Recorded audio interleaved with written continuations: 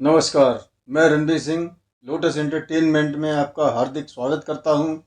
आज मैं आपको भगवत गीता के 15वां अध्याय सुनाने जा रहा हूं। जय श्री कृष्णा। उसके उपरांत श्री कृष्ण भगवान फिर बोले कि हे अर्जुन, आदि पुरुष परमेश्वर मूल वाले और ब्रह्म रूप मुख्य शाखा वाले जिस संसार रूप वृक्ष के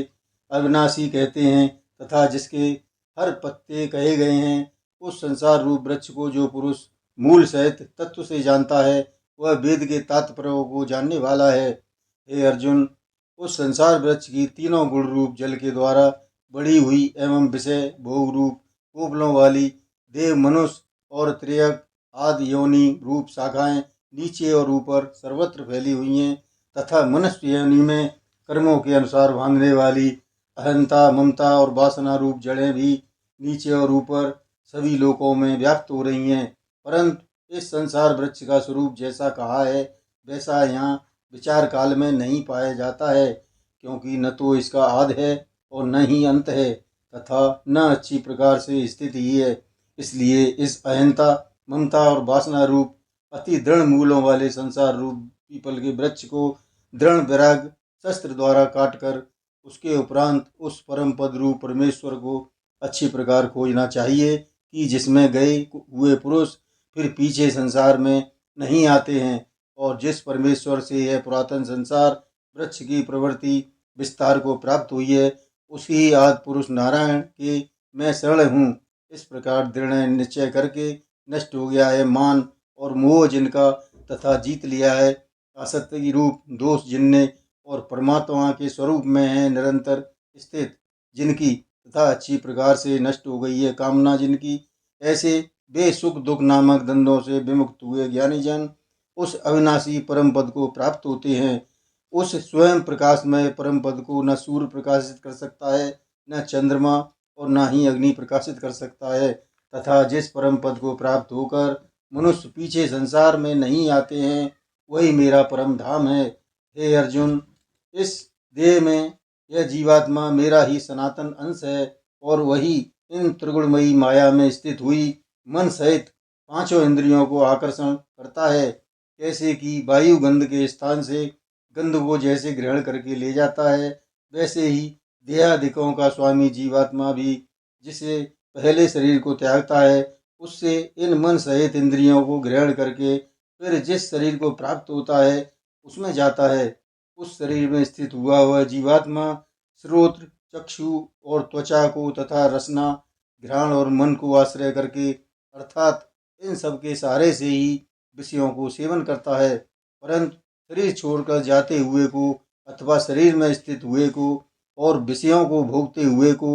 अथवा तीनों गुणों से युक्त हुए को भी अज्ञानी जन नहीं जानते हैं। केवल ज्ञान रूप नेत्रों वाले ज्ञानी जन ही तत्व से जानते हैं, क्योंकि योगी जन भी अपने हृदय में स्थित हुए इस आत्मा को यत्न करते हुए ही तत्व से जानते हैं। और जिन्होंने अपने अंतःकरण को शुद्ध नहीं किया है, ऐसे अज्ञानी जन तो यत्न करते हुए भी इस आत्मा को नहीं जानते हैं।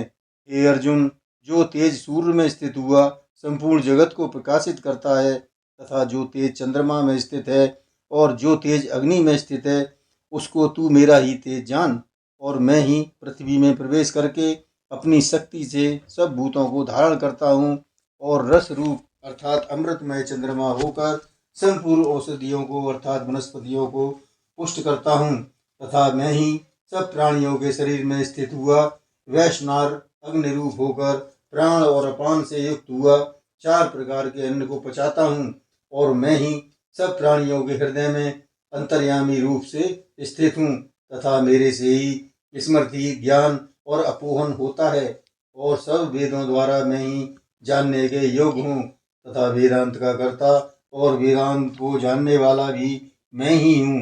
हे अर्जुन, इस संसार में नाशवान और अविनाशी भी यह दो प्रकार के पुरुष हैं। उनमें संपूर्ण भूत प्राणियों के शरीर तो नाशवान और जीवात्मा अविनाशी कहा जाता है, तथा उन दोनों से उत्तम पुरुष तो अन्य ही है कि जो तीनों लोकों में प्रवेश करके सबका धारण पोषण करता है, एवं अविनाशी परमेश्वर और परमात्मा ऐसा कहा गया है, क्योंकि मैं नाशवान जड़ वर्ग क्षेत्र से तो सर्वथा अतीत हूँ, और माया में स्थित अविनाशी जीवात्मा से भी उत्तम हूँ। इसलिए लोक में और वेद में भी पुरुषोत्तम नाम से प्रसिद्ध हूँ। हे भारत, इस प्रकार तत्व से जो ज्ञानी पुरुष मेरे को पुरुषोत्तम जानता है, वह सर्वज्ञ पुरुष सब प्रकार से निरंतर मुझ वासुदेव परमेश्वर को ही बसता है। हे निष्पाप अर्जुन, ऐसे यह अति रहस्य युक्त गोपनीय शस्त्र मेरे द्वारा कहा गया है। इसको तत्व से जानकर मनुष्य ज्ञानवान और कृतार्थ हो जाता है, अर्थात उसको और भी कुछ करना शेष नहीं रहता है। इस अध्याय में भगवान ने अपना परम गोपनीय प्रभाव भली प्रकार से कहा है। जो मनुष्य उक्त प्रकार से भगवान को सर्वोत्तम समझ लेता है, फिर उसका मन एक क्षण भी भगवान के चिंतन का त्याग नहीं कर सकता है, क्योंकि जिस वस्तु को मनुष्य उत्तम समझता है उसी में उसका प्रेम होता है, और जिसमें प्रेम होता है उसी का चिंतन होता है। अतएव सबका मुख्य कर्तव्य है कि भगवान को परम गोपनीय प्रभाव को भली प्रकार समझने के लिए नाशवान क्षणभंगुर संसार की आसक्ति का सर्वथा त्याग करके एवं परमात्मा के शरण होकर भजन और सत्संग की ही विशेष चेष्टा करे। जय श्री कृष्ण।